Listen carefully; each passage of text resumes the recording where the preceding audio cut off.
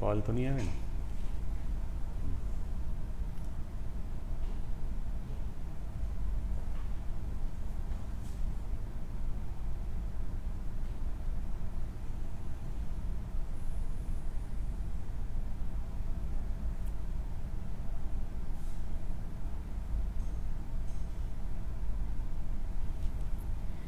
नमस्ते, Apollo hospital welcome you all.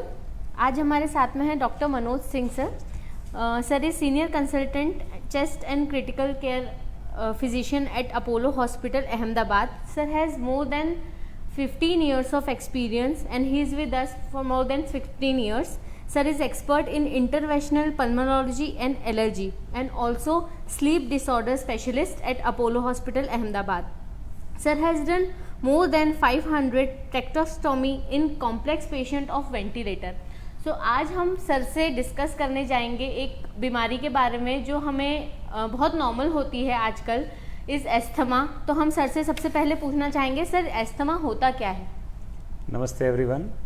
Asthma एक lungs की बीमारी है जिसे दम भी कहा जाता है, और ये बीमारी लंग्स के 4 पार्ट होते हैं. नाक से आपकी सांस शुरू हो जाती है, और एक होता है लंग्स की पाइप जहाँ से हवा ऑक्सीजन के साथ अंदर फेफड़े में जाती है. थर्ड पार्ट होता है जहाँ ऑक्सीजन इसी पाइप के द्वारा लंग्स की लास्ट एल्वियोलाई नाम की जगह पे जाके बॉडी के अंदर चला जाता है. फिर अगली होती है लंग्स की दीवार जिसे प्लूरा कहते हैं. So asthma is a disease of airway.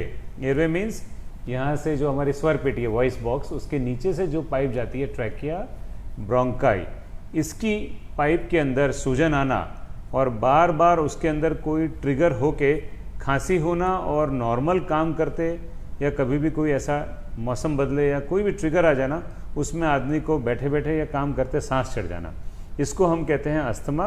Bronchial asthma उसका मेडिकल नाम है. दम उसको हम लोग लोकली कहते हैं, मतलब हिंदी में कहते हैं. जी सर. सर अस्थमा अटैक में क्या होता है, कैसे हमें पता चले कि हमें जो अटैक है वो अस्थमा का ही प्रॉब्लम है?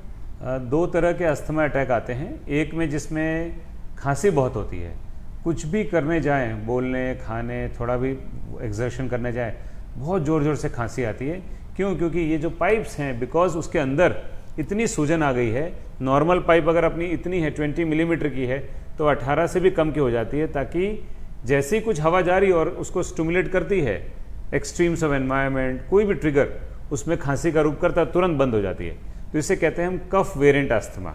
दूसरा रहता है जिसमें पाइप भी इतनी कमज़ोर हो गई होती है, खांस खांस के आदमी की हवा इतनी भर जाती है कि अगली सांस लेने के लिए उसके बाद ऑक्सीजन जा ही नहीं पाता है, तो उसको दम का महसूस होने लगता है. तो अचानक सांस चढ़ना या सांस चढ़ते रहना किसी भी नए ट्रिगर के साथ, आप ट्रिगर की बात हम डिटेल करेंगे. सो दम या खांसी के वेरिएंट में आ सकता है या सांस के वेरिएंट में आ सकता है. अस्थमा में जनरली किसी को बुखार और बहुत सारा बलगम निकलना, ऐसे चिन्ह जो दूसरे बीमारी में इन्फेक्शन में होते हैं, वैसा नहीं होता है.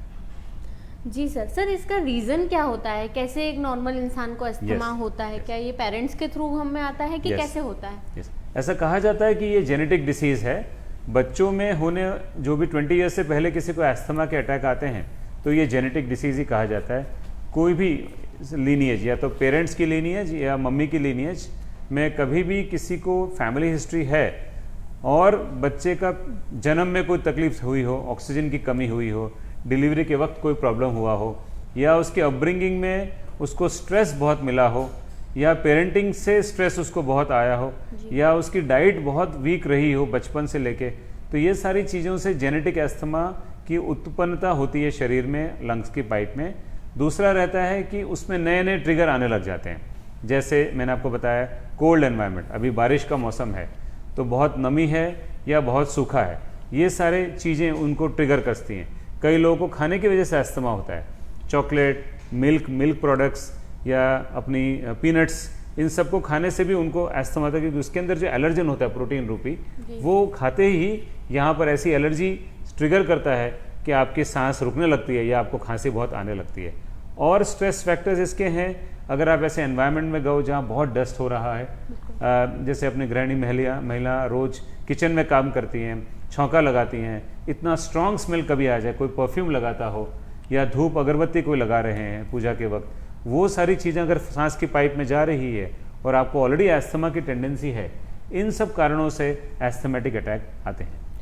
सर, एस्थमा जो तकलीफ होती है लोगों को, क्या इससे किसी की जान जा सकती है? ये क्रोनिक डिसीज है? यस, जैसे मैंने आपको बताया, ये एक अटैक होता नहीं है। जो भी पेशेंट है उसको या तो इसकी आदत पड़ गई होती है या उसको पता है, वो रेगुलरली ट्रीटमेंट ले रहा होता है।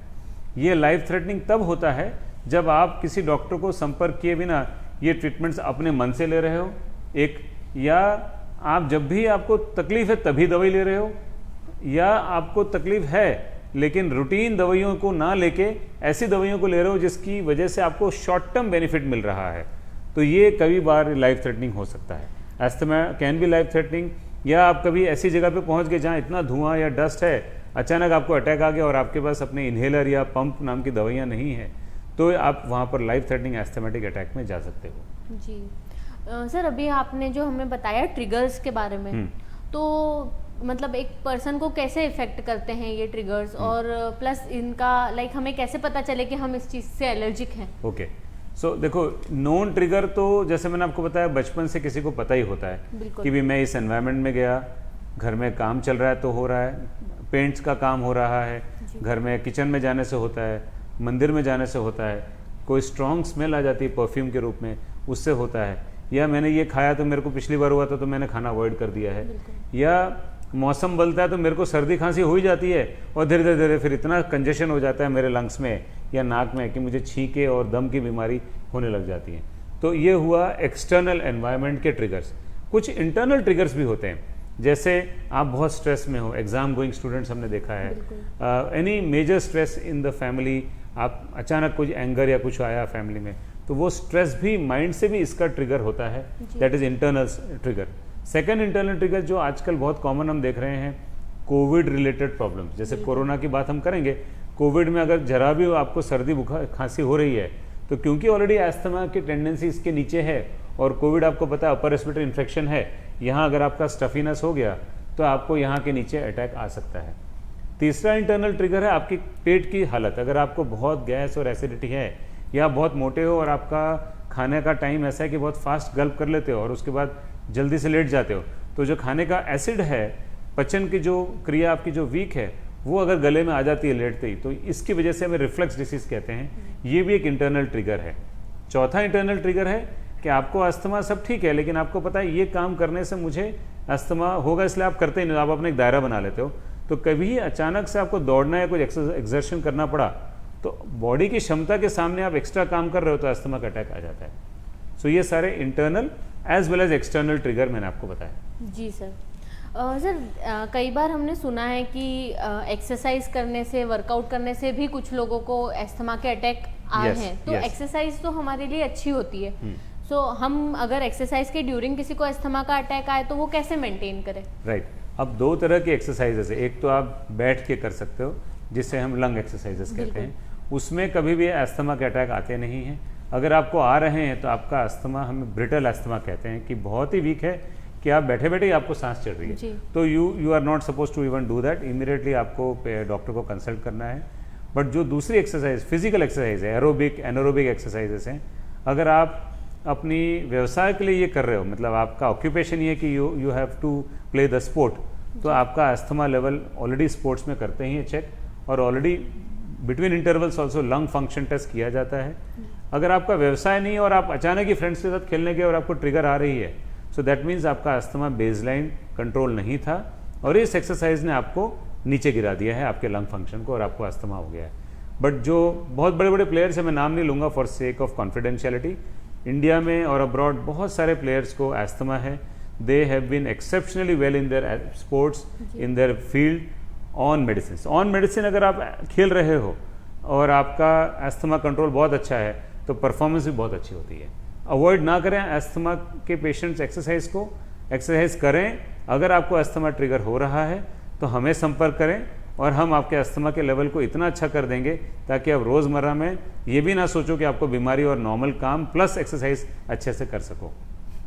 जी सर, अगर एक्सरसाइज के दौरान हमें तेज़ी से, जैसे जनरली होता है जो लोग ओबेसिटी से हैं कि एक्सरसाइज के दौरान अचानक सांस फूलने लगती है, तो क्या लाइक हल्की सी भी अगर तकलीफ होती है तो क्या हमें डॉक्टर से सीधे कंसल्ट करना चाहिए? हाँ देखिए, अगर अब एक्सरसाइज के समय जैसे कोई, जैसे आपने कहा ओबेस है, बिल्कुल वो उसको कभी आदत ही नहीं रही हो, सो उसकी बॉडी में डिकंडीशन हो रही है एक्सरसाइज जी। में, या उसकी एंड्योरेंस कैपेसिटी नहीं है कि वो इतनी एक्सरसाइज कर सके, और शायद वो पहली बार अपने आप को इतना स्ट्रेच कर रहा है कि वो थक जा रहा है। थकना और सांस फूलना एक्सरसाइज में नॉर्मल फिजियोलॉजी भी हो सकती है, जी। लेकिन अस्थमा का अगर अटैक आ रहा है तो आप अगर एक्सरसाइज रोकोगे भी तो भी सांस आपकी फूलती रहेगी, देन इट इज अबनॉर्मल। जी। इसका दूसरा एक कारण होता है कार्डियक प्रॉब्लम, कि अगर आप अचानक एक्सरसाइज कर रहे हो और आपने कभी की नहीं, लॉकडाउन में आप फ्री बैठे हैं, घर पे हैं, आपको लगा चलो पहली बार अपन एक्सरसाइज कर लेते हैं, आपको अस्थमा भी नहीं है, लेकिन एक्सरसाइज करते ही आपकी सांस फूलती है और आपकी धड़कन बढ़ती है, और बंद करने के बाद ये सेटल नहीं होती है, रेस्ट फेज में भी, maybe 1 minute, 5 minutes, 10 minutes, then you should immediately consult a doctor. और अनकंट्रोल अस्थमा में भी यही होता है कि अगर आप एक्सरसाइज कर रहे हो विदाउट टेकिंग ए मेडिसिन और आपको सांस चढ़ रही है तो वो काफ़ी ज़्यादा चढ़ सकती है। जी सर। सर, अगर किसी पर्सन को ये तकलीफ होती है और वो डॉक्टर को कंसल्ट करते हैं, तो इसका हम कैसे ट्रीटमेंट प्लान करते हैं, कि हम कैसे पेशेंट्स को ट्रीटमेंट राइट, पहले तो हम जानते हैं कि अस्थमा हम पकड़ते कैसे हैं। जी। जैसे मैंने आपको बताया, ये अस्थमा ऐसी बीमारी है जो एक्चुअली तो क्लिनिकली है, जो भी मैंने आपको चिन्ह बताए पेशेंट खुद ही आके कह देता है बिल्कुल। कि सर मैंने, ये तो मेरे को पिछले साल भी हुआ था, ये मौसम ही ख़राब है, आपको पता है अहमदाबाद का पोल्यूशन बहुत है, इतना डस्ट है, मैं जहाँ ऑफिस में जाता हूँ वहाँ भी बहुत डस्ट है। सो वो कई बार एक्सटर्नल एनवायरनमेंट को बहुत ब्लेम करते हैं, बिल्कुल। कई बार जनरल प्रैक्टिशनर के पास चले जाते हैं, वो शॉर्ट टर्म एंटीबायोटिक दे देते हैं, तो उनको लगता है एंटीबायोटिक से ठीक हो गए। तो जब पेशेंट आते हैं ना, 80% एस्थमा के पेशेंट खुद ही अपना रोग बता देते हैं। सो क्लिनिकली ये सारे चिन्ह जो मैंने आपको बताए, अगर क्लिनिकली इनमें से मोस्ट ऑफ द क्वेश्चन, जिसमें हमें अस्थमा क्वेश्चनरी कहते हैं, जो भी पेशेंट आता है हम ये सब क्वेश्चन पूछते हैं, मेंटली भी टिक कर सकते हैं, हमारे पास फॉर्मेट भी उसमें भी टिक कर लेते हैं, और उसमें मोस्टली अगर हाँ है, 50% ज़्यादा क्वेश्चंस के आंसर हाँ है तो ही इज एस्थमेटिक। अब प्रूव करना पड़ा कि भाई ये अस्थमा है कि नहीं जी। तो उसके लिए first diagnostic test is lung function test और PFT, पल्मोनरी फंक्शन टेस्ट। हम उसमें कंप्यूटर के ऊपर पेशेंट को ब्लोइंग मशीन पे, जो कंप्यूटर के साथ इलेक्ट्रॉनिकली कनेक्टेड है, ब्लो करने का बोलते हैं, और वो बहुत तेज़ी से ब्लो करता है, फिर अपनी क्षमता पे ब्लो करके वापस उसी में सांस खींचता है। ऐसे बेस्ट ऑफ 3 एफर्ट्स करते हैं, और अगर उसका पैरामीटर उसकी हाइट और वेट के हिसाब से कम आ रहा है तो हम अस्थमा की दवाई देते हैं उसी वक्त, जिसे हम पंप कहते हैं, इनहेलर कहते हैं, और उसके बाद वापस उसकी परफॉर्मेंस रिपीट करते हैं। अगर उसकी परफॉर्मेंस मोर देन 20%, 12 से 20% इंप्रूव होती है with the medicine on the machine, on the computer, वो that is diagnostic of asthma. कई लोग वो कर नहीं पाते हैं, करते ही खांसने लग जाते हैं, राइट? तो हम उनको ये टेस्ट अबैंडन कर देते हैं, क्योंकि हम नहीं चाहेंगे कि ऐसा आपको कोई टेस्ट दें जिससे आप करो और आप खुद ही सीरियस हो जाओ। तो उसको हम लोग क्लिनिकल चैलेंज देते हैं, यही दवाई प्रिस्क्राइब करके देते हैं, and then we call them after 2 weeks. और उसके बाद अगर ये इंप्रूव हो जाता है प्लस परफॉर्मेंस कर पाता है PFT की, so indirectly he is considered that.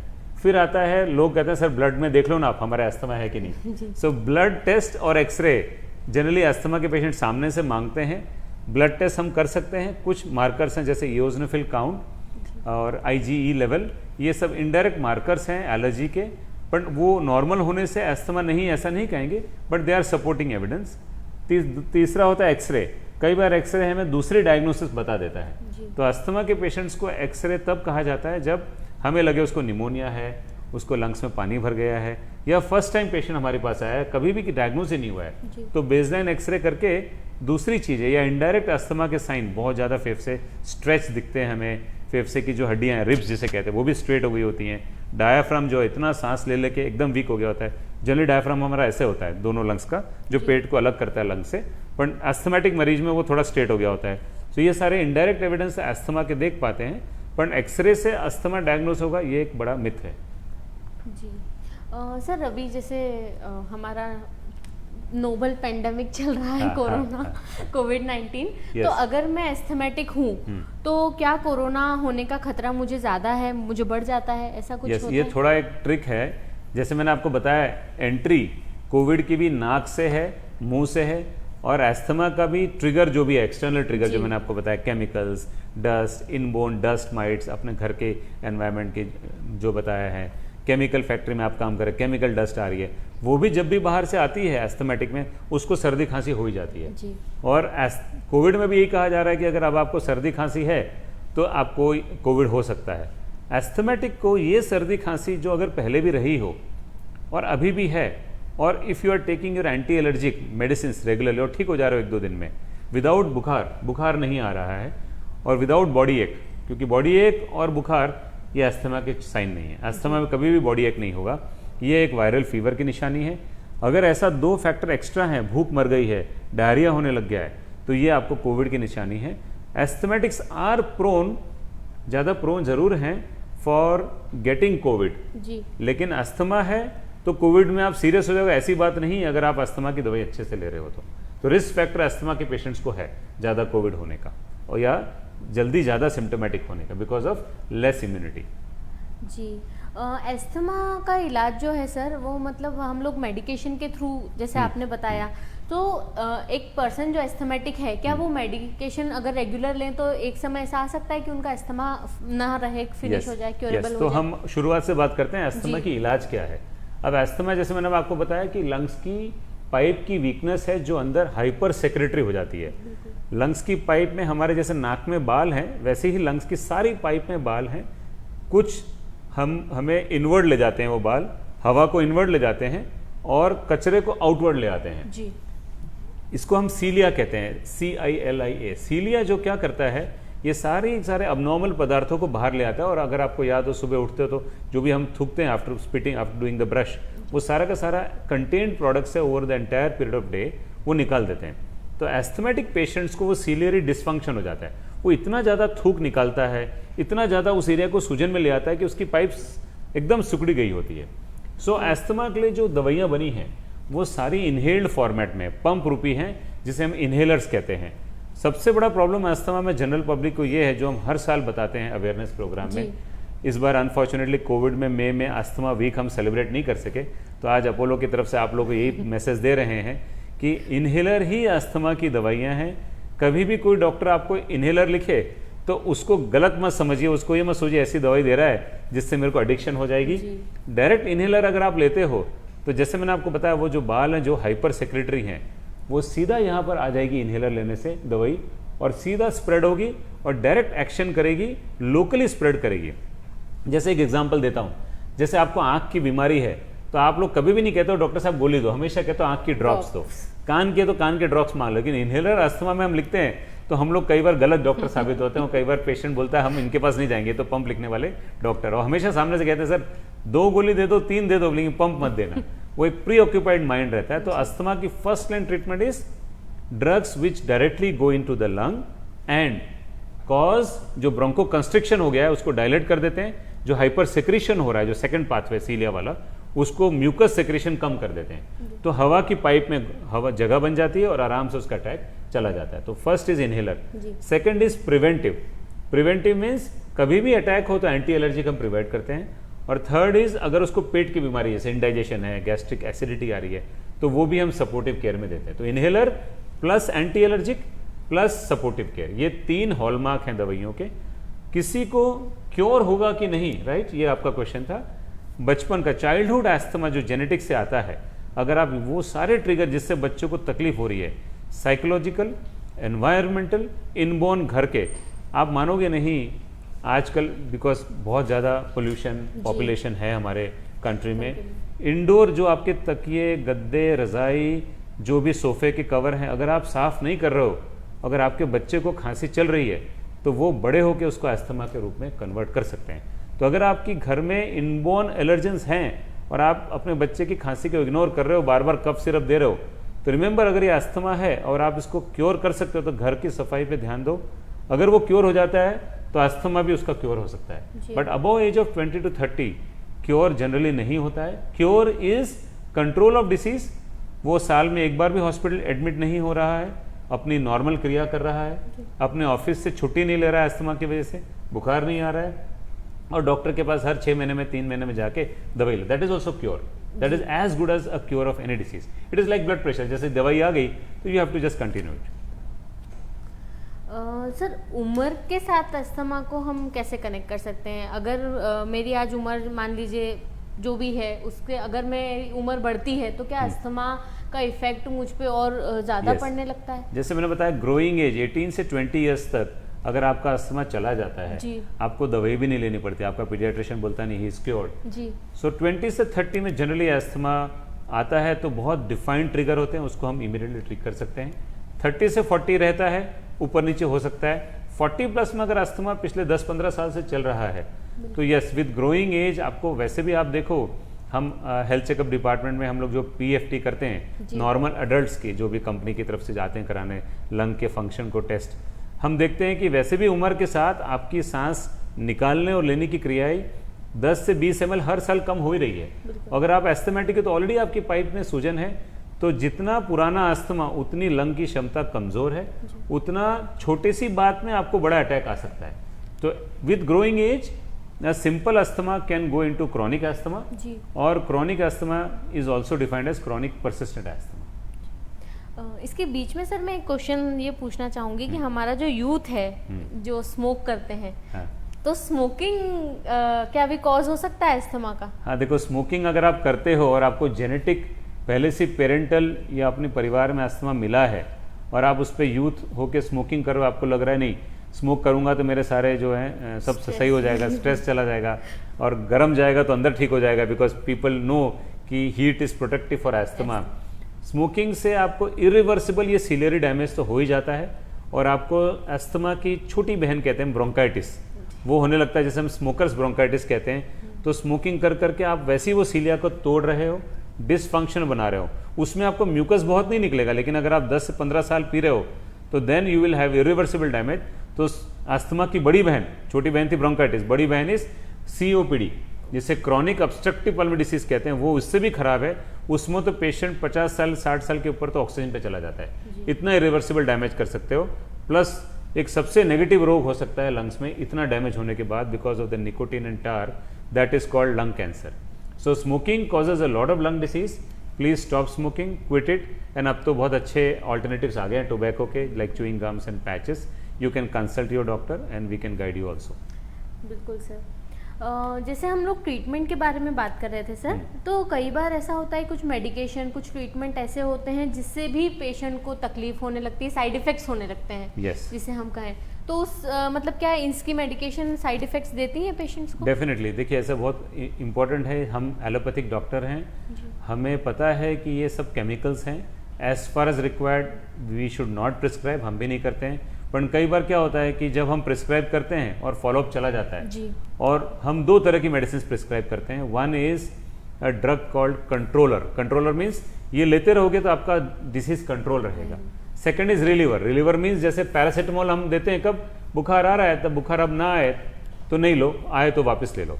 तो अस्थमा का मरीज क्या करता है, धीरे धीरे धीरे वो उसके मन में स्टिग्मा हो जाता है, रोज ये पंप क्यों लूँ मैं नहीं लेता, तो वो कंट्रोलर नहीं लेते हैं।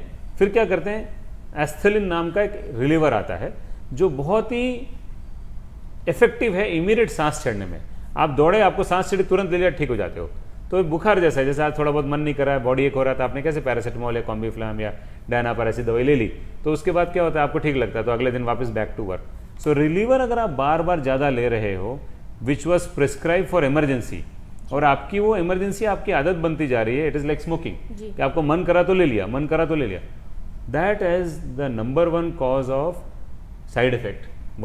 Number 1 cause of side effect in the heart. उससे लोगों को हार्ट के अटैक भी आता है, क्योंकि उससे धड़कन बढ़ती है, वो इमीडिएट एक्ट करता है। अगर इतनी लंग की पाइप आपकी कम पड़ी है, तुरंत लोगे, तुरंत मोटी हो जाएगी और आपको मस्त लगेगा, आप नॉर्मल काम कर पाओगे। Many players actually take it before the match and after the match और in between the match break. So relievers never take it without any confirmed prescription, one, without a base of controllers, controller नहीं ले रहे हो, खाली reliever ले रहे हो, सो आपका कॉज तो ठीक कर ही नहीं रहे हो, आप बार बार सिम्टम्स को ठीक कर रहे हो, और उससे ओवर डोज और ओवर मेडिकेशन होके आपका कार्डियक साइड इफेक्ट हो सकता है। और we have had many patients globally जो ये ले लेके they have had sudden cardiac arrest as well. बिल्कुल सर। सर इसके लिए जो वैक्सीनेशंस क्या हो सकती है, अगर हमें अस्थमा है तो हम क्या वैक्सीनेशंस उसमें ले सकते हैं? देखिए, अस्थमा है तो वैक्सीन डायरेक्टली कोई ऐसी है नहीं, बट अस्थमा और वैक्सीन हैंड इन हैंड जाते हैं, क्योंकि जो भी वैक्सीन की, अब आप लोग भी वेट करो कोविड की कब आएगी, वो भी एक मन में वैक्सीन रहती है। तो अस्थमा की वैक्सीन दो तरह की होती है। एक है अस्थमा है मुझे 10 साल 15 साल से, मेरे लंग बहुत कमज़ोर हैं, मुझे रोज़ कंट्रोलर लेना पड़ रहा है और मैं अस्थमा में चाहूँगा नहीं कि मुझे और कोई बीमारी हो जाए, तो निमोनिया की वैक्सीन हम देते हैं अस्थमा के पेशेंट्स को, ताकि उनको उस खराब फेफड़े के कणों में निमोनिया ना हो जाए। सो निमोनिया की वैक्सीन निमोकोकल वैक्सीन दी जाती है। सेकंड है एलर्जी। सो एलर्जी के लिए वैक्सीन ज़रूर आती है, जो IgE पाथवे है। IgE एक तरह का एक हार्मोन है, एंटीबॉडी है, हार्मोन एंटीबॉडी है, जिससे वो अगर खून में बढ़ता जा रहा है तो आपके अस्थमा के अटैक बढ़ते चले जाएंगे। अगर आपका IgE लेवल बहुत ज़्यादा है तो हम लोग उसको वैक्सीन तो नहीं बोलेंगे, इम्यूनोथेरेपी बोलते हैं। हम इम्यूनोथेरेपी रूप में उसको 6 मंथ्स का कोर्स देते हैं इंजेक्शन के रूप में, ताकि उनका वो जो ह्यूमरल एंटीबॉडी है IgE वो कम हो जाए। लोग उसको वैक्सीन के रूप में देख सकते हैं, but it is a antibody therapy for asthma. So pneumonia is for prevention, और IgE लेवल को टारगेट करते हुए अनकंट्रोल अस्थमा में दी गई ये दवाई, जिसे हम एंटीबॉडी थेरेपी कहते हैं। जी सर, बहुत लाइक अगर हम हमारी सोसाइटी की बात करें तो अस्थमा एक साइकोलॉजिकल बीमारी के रूप पे बाहर आई है, कि लोगों के दिमाग में एक है कि नहीं एस्थमेटिक है तो वो रोग फैल भी सकता है। हाँ, और ये सारी चीज़ें भी होती हैं, तो is it a psychological disorder या डिजीज जो कि हम बोल सकते हैं? आप मानोगे नहीं, आजकल बिकॉज अभी कोविड का समय, आप लोग भी अपने घर पे बैठे हो, you also want to talk to the doctor online only. हमारे as a chest specialist most of the online consult जो नए आ रहे हैं, वो उनको यही हो गया है कि या तो कोविड हो गया है मुझे या अस्थमा हो गया है, क्योंकि दो ही चीज़ें नाम जबान पर सबके आ ही गया है कि सांस चढ़ रही है तो अस्थमा है या कोविड है। तो बैठे बैठे अस्थमा जिसको हो रहा है, which is for the first time in your life, so mostly वो तो एक साइकोलॉजिकली है। साइकोलॉजिकल अस्थमा नहीं कहेंगे इसको, इसकी बीमारी का नाम है साइकोलॉजिकल हाइपरवेंटिलेशन कहते हैं। बैठा बैठा आदमी अकेला बैठा है ना, तो उसको सांस चढ़ने लगाती है, सांस चढ़ने लगाती है। सो एक छोटी सी सांस है ना, उसको बड़ी सांस हो जाती है, या बैठे बैठे उसको धड़कन बढ़ती है, उसको लगता है धड़कन बढ़ रही। सो दैट सबकॉन्शियसली वो ट्रिगर होता रहता है, और उसके बाद क्या होता है, तुरंत उसको ऐसा अटैक आता है कि उसको हाफ चढ़ने लग जाती है। कभी भी आपका अस्थमा अगर आपके सामने वाला, मतलब भाई बहन, हस्बैंड को या अपने पेरेंट्स को, बच्चों को दिखता नहीं, अगर सपोज आप बोलो मुझे सांस चढ़ रही लेकिन हमें तो नहीं लग रहा है, सो वो फिर साइकोलॉजिकल होती है। ऐसे लोगों को हम लोग डेफिनेटली एक सलाह देते हैं कि आपको अगली बार अटैक आया, please close your eyes and start meditation. अगर 5 मिनट मेडिटेट कर सकते हो और ये एहसास चला जाता है, then it was not an asthmatic attack, it was a hyperventilation और अ पैनिक अटैक और an anxiety attack. You can just cure yourself by doing meditation and avoiding that environment. जितने भी आप अकेले हो, प्लीज़, जो भी लोग अभी घर पे अकेले बैठे हैं, आपको लग रहा है नहीं सब कुछ छिन गया है, वापस नहीं होने वाला, मुझे सांस चढ़ रही सोच सोच के, तो इस मेंटल एनवायरनमेंट से watch your thoughts and go back to meditation. Yoga और प्राणायाम भी आप कर सकते हैं। आपको अस्थमा नहीं है, रेस्ट एश्योर्ड, अगर कुछ है तो हम लोग हैं आपके लिए। जी बिल्कुल। तो जैसा कि सर ने कहा, अगर आपको ऐसा कुछ भी सिम्टम्स नज़र आता है जैसा हमने आज डिस्क्राइब किया, जैसा सर ने बताया, तो आप लोग इमीडिएटली अपने डॉक्टर को दिखाएं और बिल्कुल योगा करें, मेडिटेट करें। अब हम सर से एक आखिरी सवाल पूछना चाहते हैं। सर, अभी जैसे हमने कोरोना और अस्थमा को इतना अच्छे से आपने डिस्क्राइब किया, अब हम आपसे एडवाइस चाहते हैं कि जो कोविड का टाइम चल रहा है और आप भी पेशेंट्स देख रहे हैं उनके, आप उनके साथ में हर समय मौजूद रहते हैं, तो उस समय आप क्या मतलब कैसे आप डिस्क्राइब करेंगे कि हम क्या उनको समझाएं कि आप कैसे बच के रहें, कैसे सुरक्षित रहें और अपने आसपास कैसे सावधानी रखें? यस, देखिए, सबसे बढ़िया तो ये एक बात कहूँगा कि अस्थमा हो या कोई भी लंग डिसीज़ हो, उसमें सबसे इम्पोर्टेंट जो हम 4 महीने से एक मैनकाइंड में देख रहे हैं, भीड़ में प्लीज़ मत जाओ, अपने जब भी ज़रूरी है तभी बाहर निकलो, डिस्टेंसिंग मेंटेन रखो। अब डिस्टेंस और अस्थमा में भी मैंने आपको सटली बता दिया है, फिर बताता हूँ। जो भी आपके नॉन ट्रिगर हैं, मन की बात करें, मन के ट्रिगर को दूर रखो जिससे आपको अस्थमा हो जाता है। ऐसा आदमी जो नेगेटिव एनर्जी दे रहा है उससे दूर रहो। ऐसी चीज़ जो बार बार आपको साइकोलॉजिकली डिप्रेस कर रही है और आपको अस्थमा आ रहा है उससे दूर रहो। ऐसा खान पान जिससे आपको सांस चढ़ती है उससे दूर रहो। ऐसा हवा में एनवायरनमेंट, डस्टी एनवायरनमेंट, उससे दूर रहो। और last but not the least, अगर आपको लग रहा है कि ये दवाई से भी मेरे को एलर्जी हो रहा है, देयर आर मेडिसिन जैसे एस्प्रिन है, जो NSAID हैं, उनसे भी अस्थमा हो सकता है। ऐसी मेडिसिन जिससे आपको सांस चढ़ती है उससे भी दूर रहो। और जैसे कोविड में हम आपको कह रहे हैं कि आप मास्क पहनो, सो अभी क्योंकि हम लोग डिस्टेंस में भी बात कर रहे हैं, तो मास्क अगर आपके पास ऐसा है तो प्लीज़ इसको अच्छे से पहनो, ऐसे पहनो कि ये मास्क आपके काम आया, सामने वाले को नुकसान ना हो आपकी वजह से। अगर आप ऐसा मास्क पहन रहे हो, जब भी आप मास्क पहनो तो हाथ पे सैनिटाइजर रखो, प्लीज़ सैनिटाइज कर दो। मान के चलो ये पूरा का पूरा एरिया आपका कोविड या अस्थमा के ट्रिगर को रोक रहा है लंग में जाने से, या आपके अंदर कुछ ट्रिगर है तो बाहर वाले को जाने से रोक रहा है। जो लोग कपड़े के मास्क पहन रहे हैं या जो लोग ये अब N95 मास्क मिल गया है, thanks to Indian government and thanks to production, that we need to actually thank everyone कि ये अस्थमा का जो मास्क है ये हमारे पास फ्रीली आ गया है। जब भी हम ये यूज़ करें तो मैं इसको कहता हूँ ये आज मेरा मंडे मास्क है, सो प्लीज़ लेबल कर दें, Monday mask will be Warne only on Monday. और जैसे आप निकालोगे हाथ धो लो, इसको ऐसी जगह एनवलप में रख दो, अगले मंडे ये खुलेगा। अगर आपके पास कपड़े के मास्क हैं तो वो भी आप 6 या 7 रखो, रोज़ नया मास्क पहनो, और अगर वॉशेबल है तो शाम को जाके धो दो, दैट इज़ वेरी इंपॉर्टेंट। और अब 4-5 महीने की ट्रीटमेंट के बाद इतना हम कॉन्फिडेंट हो गए हैं as a doctor, as a team in Apollo, that मैं ये बोल सकता हूँ जब अब कोविड में नहीं रहा दम तो दम में क्या है दम। Thank you. Thank you so much sir. आज सर ने हमको बहुत इम्पॉर्टेंट जानकारी दी अस्थमा के लिए और कोरोना के लिए। सर हमारे साथ अपोलो हॉस्पिटल्स में अवेलेबल हैं। आप जो भी डिस्क्रिप्शन में जानकारी दी गई है आस्क अपोलो जो हमारी ऐप है उसके थ्रू या हमारी वेबसाइट पे जाके आप जो भी आपको रिक्वायरमेंट है, जिस भी डॉक्टर से आपको मिलना है, सर से आपको कंसल्ट करना है तो आप उनके लिए जानकारी ले सकते हैं, या आप हमारे नंबर 7698815115 पे भी इस चीज़ के लिए जानकारी ले सकते हैं। जब भी आपको कोई भी तकलीफ हो आप सीधे हमारे अपोलो हॉस्पिटल में संपर्क कर सकते हैं। Stay safe, stay healthy.